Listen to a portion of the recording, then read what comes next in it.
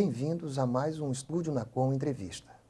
Eu sou o Braulio Cerqueira e nessa edição vamos falar do impacto da pandemia de coronavírus na economia brasileira e como nesse cenário fica a agenda de reformas do governo.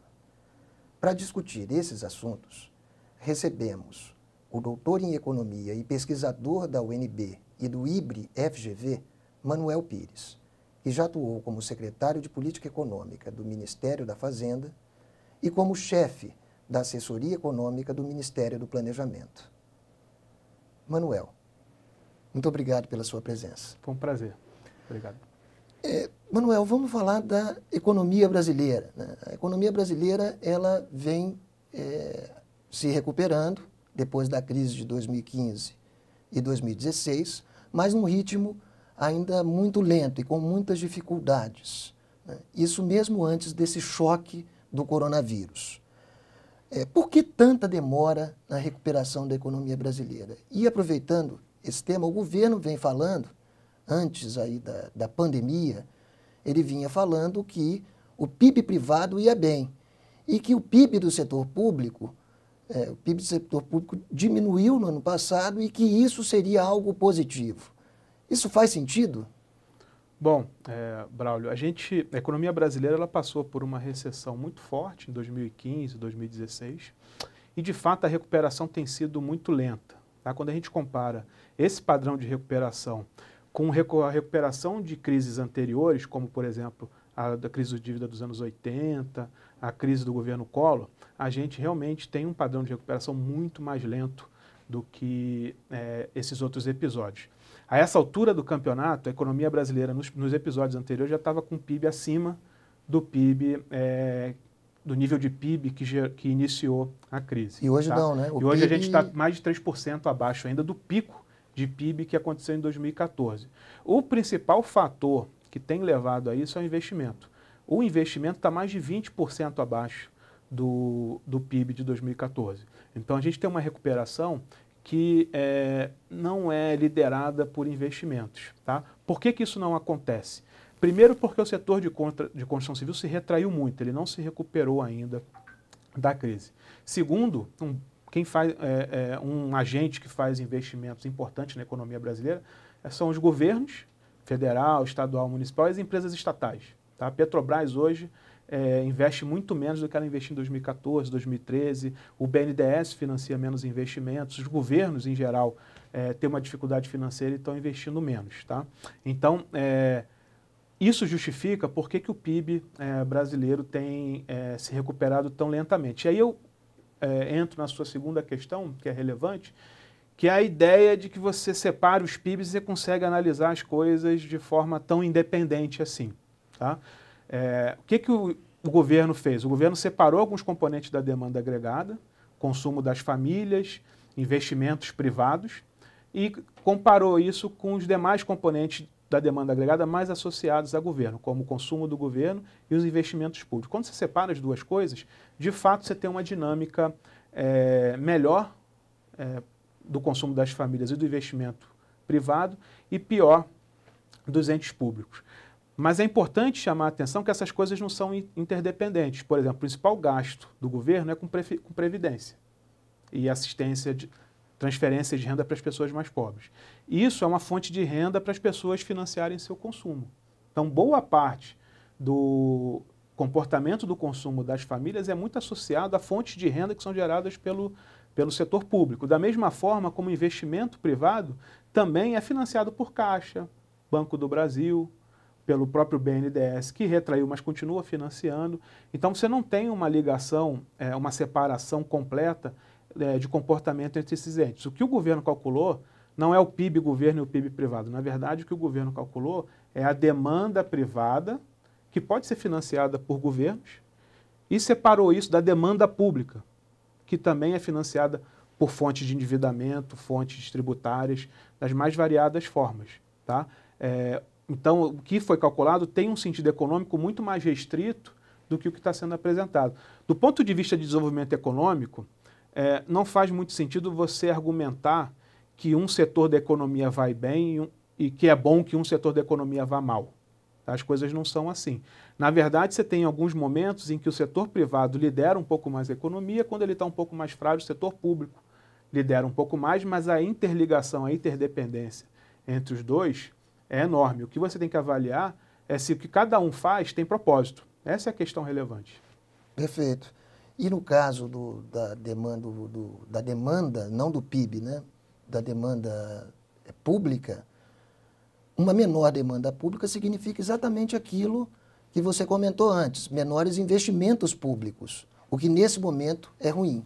Exatamente. A gente está passando por um período em que os investimentos públicos são muito baixos. Hoje, o que o governo investe sequer é capaz de repor o estoque de capital. Então, o capital ele vai envelhecendo, ele deprecia. O que você repõe hoje sequer cobre isso. Então, o capital público no Brasil está envelhecendo, ele não consegue se modernizar. A estrutura de capital público ela é importante para prestar serviço para as pessoas. É menos escola ou escola mais sucateada, hospital mais sucateado, com menor potencial para atender as pessoas, uma máquina que faz, um equipamento que faça exames que não vai estar funcionando. Então, isso que afeta o dia a dia do cidadão acaba sendo medido, aparecendo na estatística dessa forma, né? Bom, e sobre a pandemia? Quais os impactos, vamos falar especificamente do ponto de vista econômico, quais os impactos da pandemia sobre a economia brasileira, que vem já num processo de recuperação muito além do desejável? Exatamente. A gente vivia uma recuperação muito lenta. Os dados na margem, na virada do ano, apontavam que essa recuperação que já era lenta ia perder força. Então, você pega os indicadores econômicos de dezembro e janeiro, já apontavam uma retração em vários setores, tá? Ou pelo menos uma perda de fôlego em vários setores. Então, a gente já estava encaminhando para uma desaceleração econômica. E aí, aconteceram dois eventos muito importantes. Primeiro, a crise do coronavírus, tá? E depois o choque de petróleo. Tá? Então, isso vai, do ponto de vista econômico, de cara, como o resto do mundo já vai crescer menos, as exportações do Brasil para os outros países vai cair. Tá?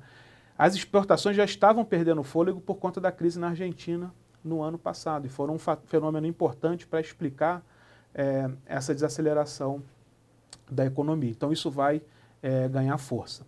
Segundo ponto que é importante é que é o choque financeiro. Então, isso também entra na economia brasileira por meio de queda de bolsa. A bolsa estava em 110 mil pontos Exatamente. Em janeiro e agora está em 70 mil. Está em 70. Então, as pessoas estão mais pobres. Tem várias pessoas que estavam animadas com o comportamento da bolsa vão ficar mais pobres, vão ter menos estímulo para consumir, eventualmente vão querer poupar um pouco mais. Depreciação do câmbio no Brasil sempre foi contracionista. Então, alguns bens de capital ficam mais caros, então no curto prazo ela é contracionista também. Então você tem vários canais de transmissão que levam a economia brasileira a se contrair. Na sequência dessa situação financeira, você tem uma incerteza sobre o crédito muito grande. Então os bancos comerciais tendem a retrair crédito, principalmente para capital de giro, que são linhas muito importantes no momento que a atividade econômica se desacelera de forma muito abrupta.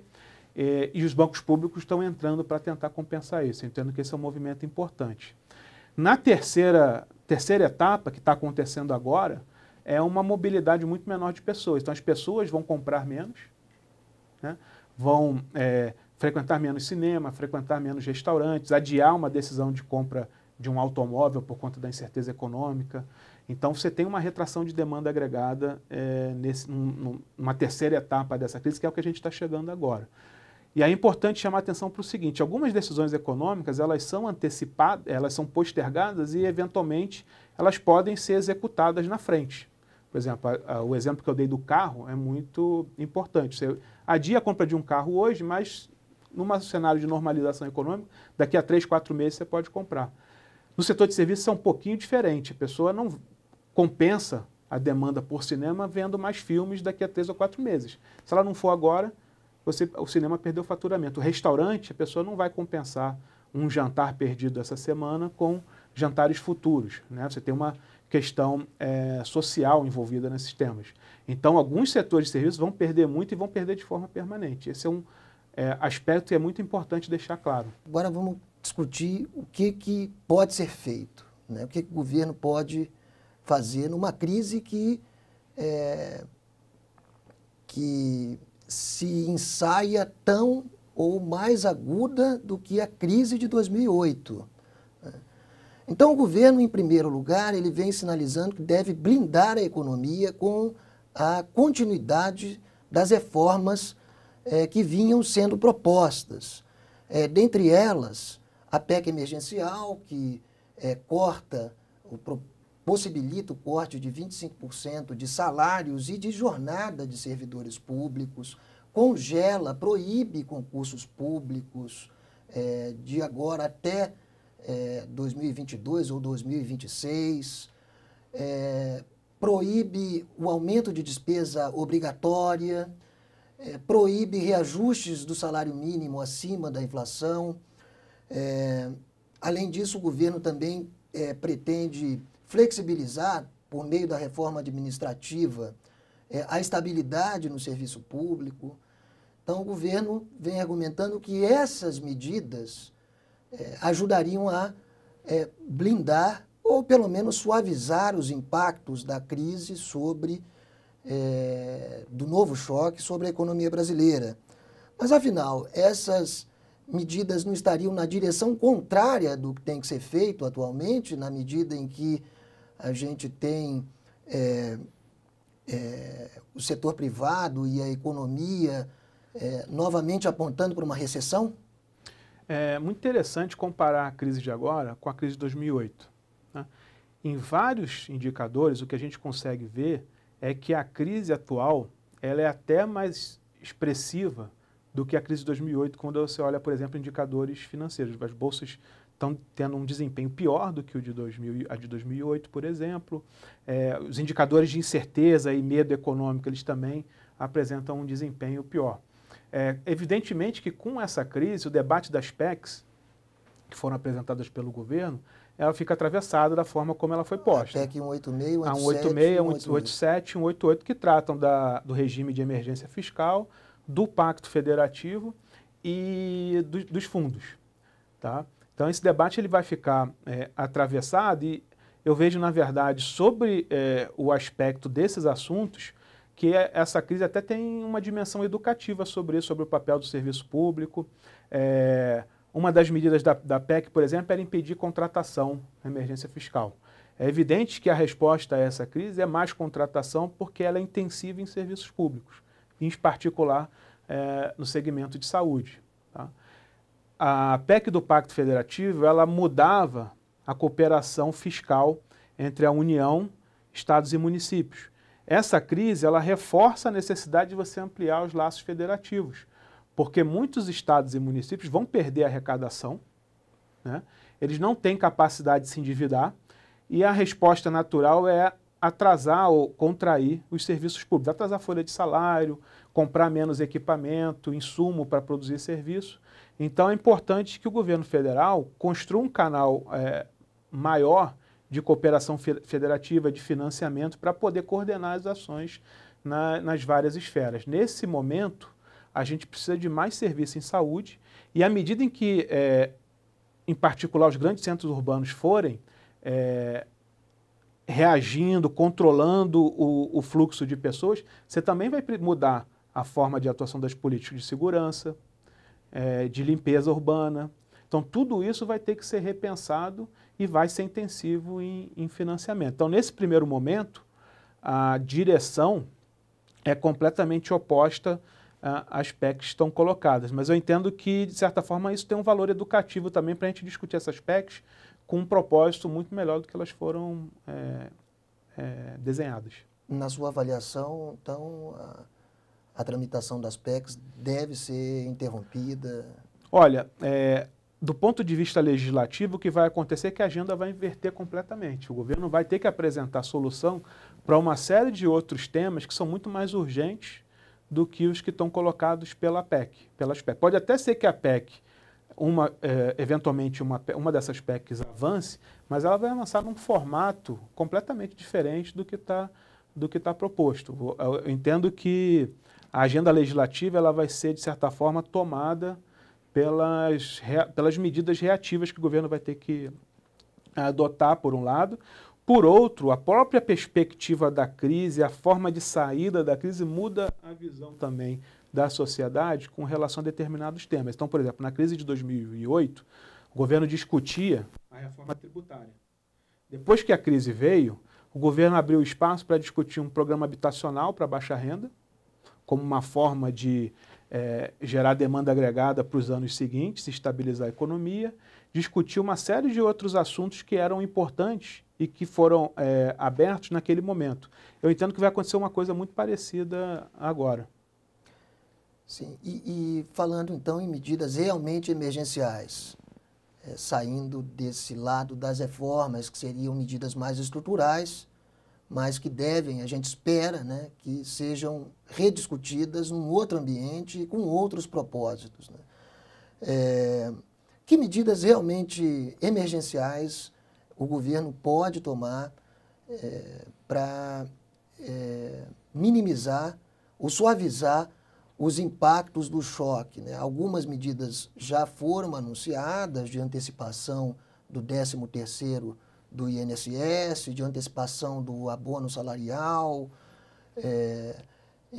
ampliação do Bolsa Família, mas na verdade o Bolsa Família vinha reduzindo, né, o número de beneficiários e agora se pretende voltar para o número de beneficiários de um ano atrás. Mas enfim, essas medidas estão na direção correta, são suficientes? O que poderia ser feito? Bom, primeiro conjunto de medidas que está sendo tomada no Brasil e também nos outros países é conter a eventual crise de liquidez de todos os agentes da economia, famílias, empresas, setor financeiro, bancos, etc. Tá?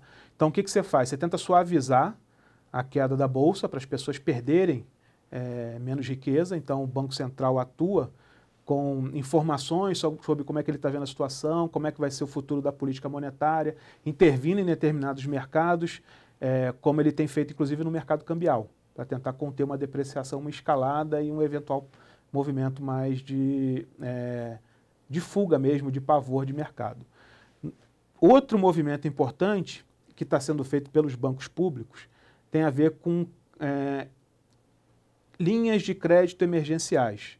Então, como eu dei o exemplo no bloco passado, você tem no setor de serviços um problema crítico, porque várias dessas empresas já não têm acesso a crédito e a demanda cai com efeitos permanentes sobre o fluxo de caixa dessa empresa. Então, você vai ter que fazer linhas com a juros muito favoráveis por prazos muito longos. Isso está sendo feito em vários países do mundo e deve ser feito aqui também. Mas, se eu não me engano, os bancos públicos, os bancos públicos vinham sendo muito criticados pelo governo, que chegou a pensar em privatizar o Banco do Brasil, a Caixa Econômica. E, se eu não me engano, numa das PECs do Plano Mais Brasil, havia a ideia de reduzir ou eliminar as transferências do FAT para o BNDES, por exemplo. Como é que isso fica? Exatamente. Então, esse exemplo é muito bom porque, de fato, ele vai ajudar a gente a colocar as coisas no seu devido lugar. Tá? O Brasil tem uma posição muito vantajosa no que diz respeito a esse tema. Vários outros países não têm bancos públicos, né? E o Brasil tem, e é a forma mais tempestiva de reagir a uma crise como essa. Então, acho que é um instrumento importante que a gente tem, que deve ser mantido. Evidentemente, você tem que discutir sempre o propósito dele, fazer uma política pública racional, que produza resultados para o país. A visão de que bancos públicos são desnecessários é uma reação política a uma política que foi feita no passado e que foi muito criticada, mas não decorre disso que uma eventual falta de resultado ou de um desenho que precisa ser aperfeiçoado numa determinada política, não decorre como resposta a isso a não realização de uma política ou o fechamento de um banco, uma privatização de um banco. É uma resposta muito extremada para uma questão que deve ser tratada de forma objetiva. Por exemplo, no caso da Alemanha, eles têm o KfW, que é o Banco de Desenvolvimento deles.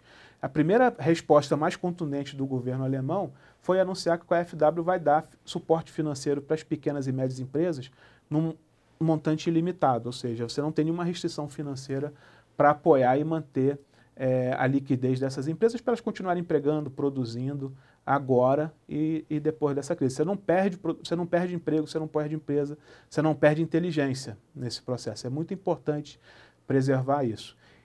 E aí, passada essa ação de liquidez, que vai ser majoritariamente feita por bancos públicos, você tem as ações fiscais, que tentam, em algum sentido, manter renda das pessoas que vão ser mais afetadas pela crise, do ponto de vista econômico, e ampliar serviços públicos para as pessoas que precisam de atendimentos, em particular em saúde. O que o governo anunciou ontem é muita antecipação de recursos fiscais que já seriam transferidos para as famílias do segundo semestre para o primeiro. Tá? O que você tem de novo realmente é a questão do Bolsa Família, como você lembrou. Na verdade, é simplesmente a correção de um problema que foi criado no ano passado, mas não significa uma ampliação para um público vulnerável que vai se fazer presente aí no ápice da nossa crise, né? Então, que você tenha uma resposta mais imediata, até com viés político, porque o governo estava sendo muito cobrado pela falta de ação, mas eu entendo que você vai ter que precisar fazer outras coisas, inclusive, como eu mencionei, na questão federativa, ampliar transferência de recursos para os outros entes, tentar tratar o público que é mais informal. Esse é um desafio enorme, a gente não tem um histórico amplo de ações de política pública para públicos informais, para trabalhadores informais. O rol de políticas públicas ele é definido para trabalho formal. Por exemplo, não atinge esse pessoal. FGTS, seguro-desemprego, abono salarial, tudo isso sempre cobriu o trabalho formal, porque você consegue enxergar esse trabalhador. Existe um vínculo ali de trabalho. As políticas públicas do setor informal sempre foram prejudicadas por conta dessa dificuldade. Esse vai ser um desafio importante. Do ponto de vista financeiro, o governo vai ter que se abrir para isso, e do ponto de vista prático de implementação da política, identificar essas pessoas, fazer os pagamentos. Nos Estados Unidos, por exemplo, tem casos de senadores republicanos que estão propondo uma renda básica universal para qualquer pessoa. Tá? Então é bom ver o que está acontecendo no resto do mundo para a gente também aproveitar isso e fazer uma política pública que faça sentido. Copiar os bons exemplos, né? Copiar os bons exemplos. Manuel, a gente já está chegando ao fim aqui do nosso programa, mas antes eu queria fazer uma última pergunta, justamente sobre a questão fiscal. Como fica no meio disso tudo a questão fiscal? O governo já vinha dizendo que a gente estava em emergência fiscal, que tinha que cortar salário, continuar cortando. Não tem saída, a gente tem que continuar cortando, ou o dinheiro acabou mesmo, ou em momentos como esse, não de emergência fiscal que a gente vive agora, né? Mas de emergência nacional, né? De saúde pública, de emergência econômica, o governo pode e deveria fazer mais, e como poderia fazer mais? Essa pergunta é muito importante, porque na verdade, isso define as nossas prioridades como sociedade, né? Em geral, as pessoas concordam que alguma coisa tem que ser feita hoje, que essa coisa tem que ser feita pelo setor público, tá? Porque o setor privado não vai fazer. Na prática, o que vai acontecer esse ano é que a gente vai ter um déficit bastante alto, provavelmente o maior déficit da série histórica, o maior tinha sido em 2016. Déficit primário. Déficit primário. Eu entendo que... Ou seja, o governo vai ter que mudar a meta de primário. Não é só uma questão de frustração de receita, você vai ter que aumentar os gastos. E quanto antes ele fizer isso e mudar a meta de resultado primário, tanto melhor, porque vai dar mais velocidade para ele reagir. Tá? A gente tem um outro problema estrutural, que é a questão do investimento. Tá? Historicamente, a gente investe pouco, tá? E depois da crise de 2016, a gente está investindo menos ainda, o que era pouco virou quase nada. Então a gente precisa arrumar espaço fiscal para aumentar investimento. Isso vai ser tão importante a depender da forma como a gente vai sair da crise. Se por um lado é muito difícil ampliar investimento agora, porque as pessoas vão ter dificuldade de se mobilizar, de se movimentar, eventualmente até de se empregar e prestar o serviço, por outro lado é possível que a gente saia dessa crise com um desemprego ainda maior. Então, faz muito sentido na minha cabeça a gente pensar o governo como um ente que possa, nesse primeiro momento, oferecer um plano de investimentos para gerar emprego e ajudar nesse processo de recuperação econômica. Tá? E aí você tem uma questão mais de longo prazo de como é que você controla a dívida, né? Que é o que as pessoas normalmente têm receio para justificar o ajuste fiscal. É uma preocupação que eu concordo. E aí, um tema que está ficando de lado nesse processo de ajustamento fiscal é a questão das receitas. Tá? Você tem alguns espaços de aumento de arrecadação, principalmente de forma progressiva, para gerar receita e fonte de financiamento desses investimentos de maneira mais prolongada. Então, você vai ter que fazer algumas medidas de ajuste fiscal, esse debate não vai se encerrar, mas a gente vai voltar a dar um pouco mais de valor para investimento. Por exemplo, quando você pega as obras que estão paradas, 30% das obras estão paradas por falta de recursos, são unidades de atendimento à saúde. Essas unidades hoje estão fazendo falta para receber essas pessoas que precisam do atendimento. Então, acho que o que vai acontecer depois da crise é que a gente vai poder ponderar de maneira mais equilibrada sobre essas questões. Tá? E aí a gente vai poder fazer uma política que dá condições para o país voltar a crescer e, ao mesmo tempo, produzir um processo de estabilização fiscal um pouquinho mais sólido.